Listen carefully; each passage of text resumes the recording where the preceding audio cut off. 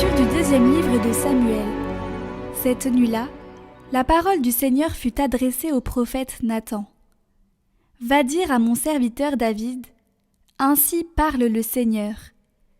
Quand tes jours seront accomplis et que tu reposeras auprès de tes pères, je te susciterai, dans ta descendance, un successeur, qui naîtra de toi, et je rendrai stable sa royauté. C'est lui qui bâtira une maison pour mon nom, et je rendrai stable pour toujours son trône royal.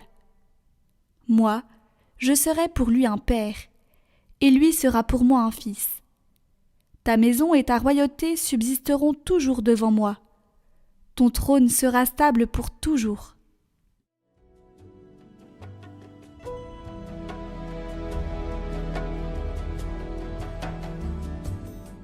Sa dynastie sans fin subsistera. L'amour du Seigneur, sans fin je le chante. Ta fidélité, je l'annonce d'âge en âge. Je le dis, c'est un amour bâti pour toujours. Ta fidélité est plus stable que les cieux. Avec mon élu, j'ai fait une alliance. J'ai juré à David mon serviteur, j'établirai ta dynastie pour toujours. Je te baptise un trône pour la suite des âges. Il me dira, tu es mon Père, mon Dieu, mon roc et mon salut. Sans fin je lui garderai mon amour, mon alliance avec lui sera fidèle.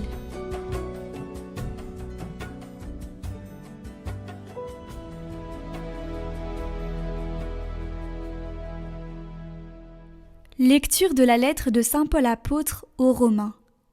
Frères, ce n'est pas en vertu de la loi que la promesse de recevoir le monde en héritage a été faite à Abraham et à sa descendance, mais en vertu de la justice obtenue par la foi.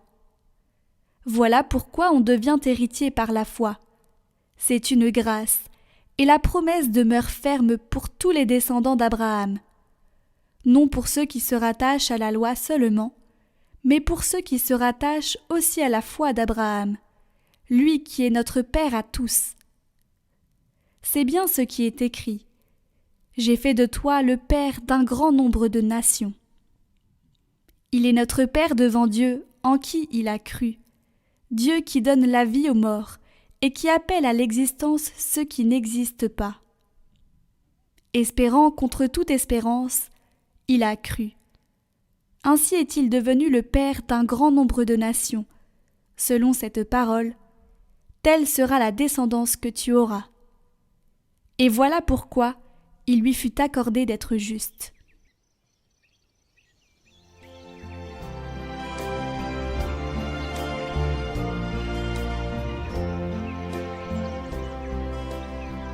Évangile de Jésus-Christ selon saint Matthieu.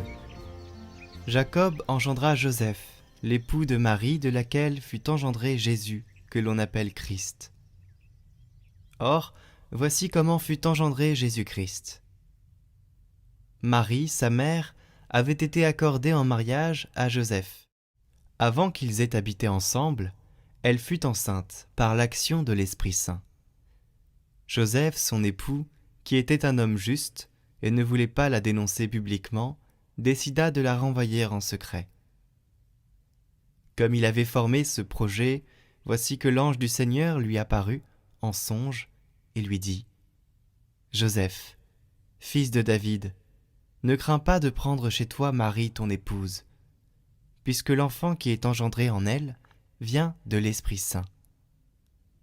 Elle enfantera un fils, et tu lui donneras le nom de Jésus, c'est-à-dire le Seigneur sauve.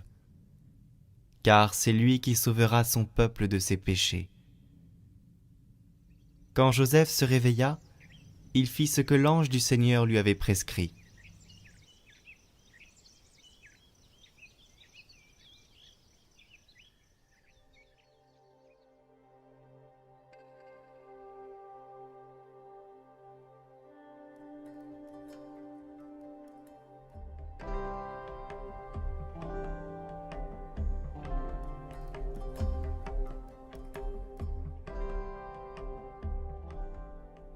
Commentaire de saint Jean-Paul II. La primauté de la vie intérieure chez saint Joseph. Le climat de silence qui accompagne tout ce qui se réfère à la figure de Joseph s'étend aussi à son travail de charpentier dans la maison de Nazareth. Toutefois, c'est un silence qui révèle d'une manière spéciale le profil intérieur de cette figure. Les évangiles parlent exclusivement de ce que fit Joseph, mais ils permettent de découvrir dans ses actions, enveloppées de silence, un climat de profonde contemplation. Joseph était quotidiennement en contact avec le mystère caché depuis des siècles, qui établit sa demeure, sous son toit. Cela explique par exemple pourquoi sainte Thérèse d'Avila, la grande réformatrice du Carmel contemplatif, s'est faite la promotrice du renouveau du culte rendu à Saint Joseph dans la chrétienté occidentale. Le sacrifice absolu que Joseph a fait de toute son existence aux exigences de la venue du Messie dans sa maison trouve son juste motif dans son insondable vie intérieure d'où lui viennent des ordres et des réconforts tout à fait particuliers et d'où découle pour lui la logique et la force propres aux âmes simples et transparentes. Des grandes décisions, comme celle de mettre aussitôt à la disposition des desseins divins sa liberté, sa vocation humaine légitime, son bonheur conjugal, acceptant la condition, la responsabilité et le poids de la famille et renonçant au profit d'un amour virginal incomparable, à l'amour conjugal naturel qui la constitue et l'alimente. Cette soumission à Dieu, qui est promptitude de la volonté de se consacrer à tout ce qui concerne son service, n'est autre que l'exercice de la dévotion qui constitue une des expressions de la vertu de la religion. Votre parcours de carême, chaque jour, proposé par Radio Maria et Catoglade.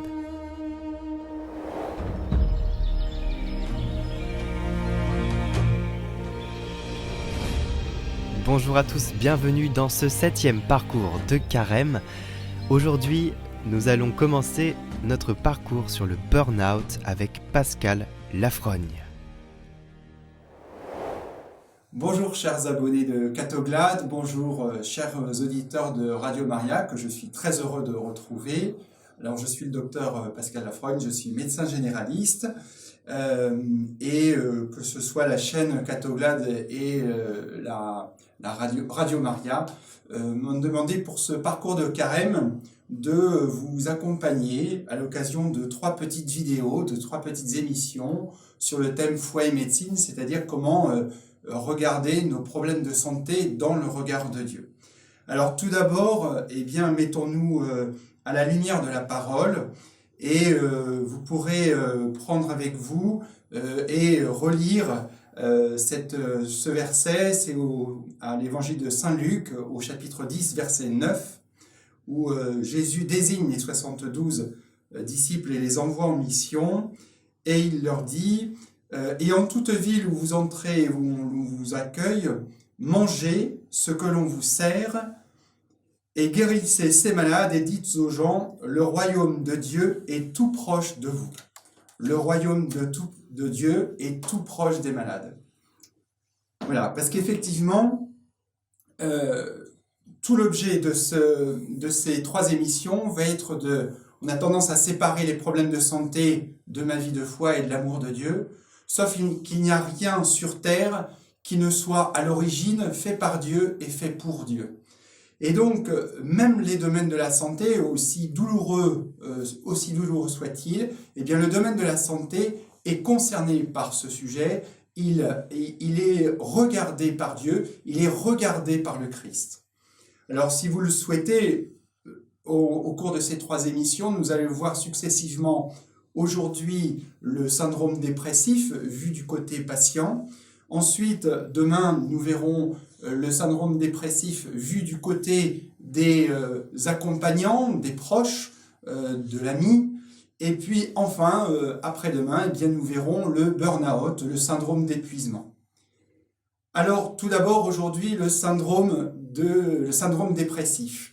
Alors j'insiste et j'insisterai, c'est une maladie, c'est une pathologie avec ses facteurs de risque, ses signes cliniques, ses signes de gravité, son évolution, son pronostic, ses diagnostics différentiels, des traitements, des spécialistes à consulter, des traitements qui sont médicamenteux ou pas. Oui, c'est une maladie qui est très bien décrite dans la médecine et qui fait l'objet de l'attention du médecin et des soignants. Et cette maladie, eh bien, elle peut concerner tout le monde. Tout le monde peut être touché. Et quand je suis touché par cette maladie, je n'ai pas à me dire oh, je suis responsable de ça, je le savais bien, je n'ai pas fait attention, je manque de volonté, ou bien je m'en veux d'être comme ça, ou voilà, il y a quelque chose, il y a une autocritique et qu'il faut couper tout de suite, on le verra tout à l'heure. Et puis, eh bien, en fait, on se rend compte que finalement, c'est une maladie, que ça peut arriver à tout le monde, et qu'il faut savoir accueillir, recevoir ce processus pathologique. Alors, on n'a pas le choix de le recevoir, mais il faut l'accueillir, et comme on accueille une fracture de jambe, un diabète, un accident vasculaire cérébral, ou une otite, on n'y peut rien, c'est comme ça, c'est la vie. Le seul problème dans le syndrome dépressif, c'est que l'organe qui est atteint par ma maladie, c'est mon cerveau. Et ce cerveau, c'est l'organe lui-même qui me permet de m'auto-évaluer, de m'interroger, de comprendre, d'analyser, de rebondir et de réagir. Et là, c'est cet organe-là qui est malade lui-même.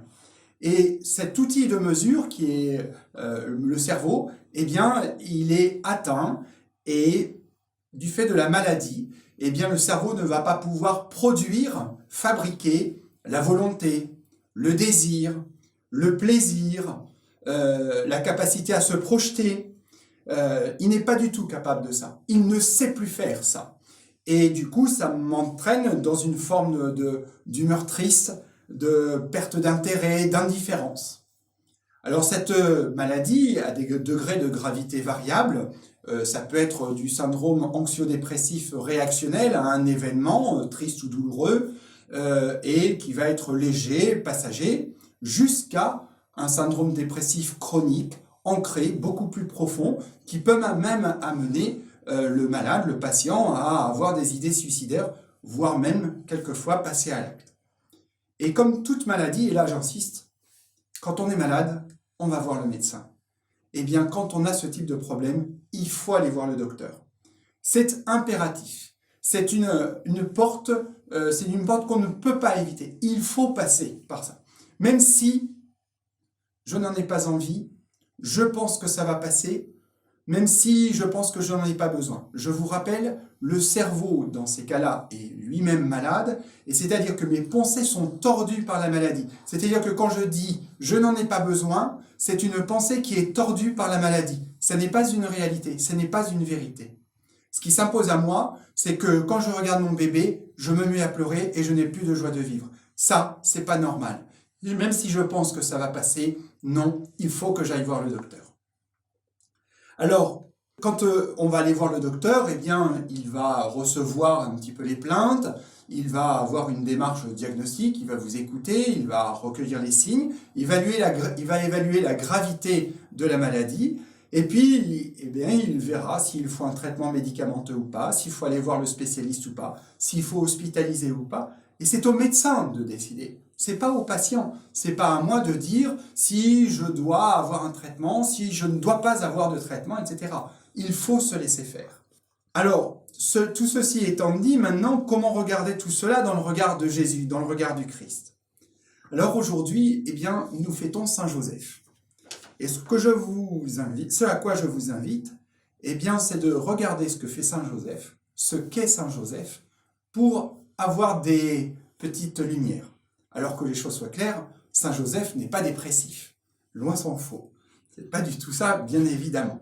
Mais en revanche, quand on regarde Saint Joseph, eh bien, à l'annonce de la grossesse de Marie, il fait ce que l'ange lui dit. Et il la prend chez lui. À l'annonce de la recherche de Jésus par Hérode, Joseph se lève, il s'exécute et il fait ce que l'ange lui dit.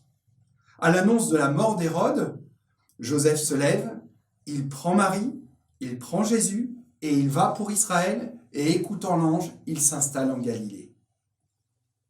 On lui parle, il écoute, il s'exécute et il agit. Eh bien, Joseph, qui est un homme juste, eh bien, il obéit, il agit dans la confiance, peut-être pas forcément sans trop comprendre tout ce qui se passe, mais il écoute et il fait confiance. Alors que les choses soient claires, je ne prends pas le médecin pour un ange ou le médecin pour Dieu, mais regardons leur réaction et les actes que pose Joseph, Saint Joseph, et voyons ce Joseph qui est docile, qui est obéissant, qui est confiant et qui est agissant. Alors je vous propose, si vous en êtes d'accord, si vous êtes atteint de cette maladie, eh bien, de demander à Saint Joseph d'intercéder pour vous, pour obtenir cette grâce de l'obéissance, de la confiance, de la docilité, à vous soigner et à vous faire suivre par un thérapeute. Voilà. Soyez bénis, vous êtes au cœur de mes prières, et dans le cadre de la suite de cette petite émission, ce que je vous propose, c'est de prendre le texte de Matthieu, chapitre 14, versets 13 à 21, et méditez-le. Méditez-le. Voilà. Je vous laisse découvrir cette parole, la parole de Dieu. Amen. Demain, on se retrouve pour la suite de ce parcours sur le burn-out, toujours avec Pascal Lafrogne.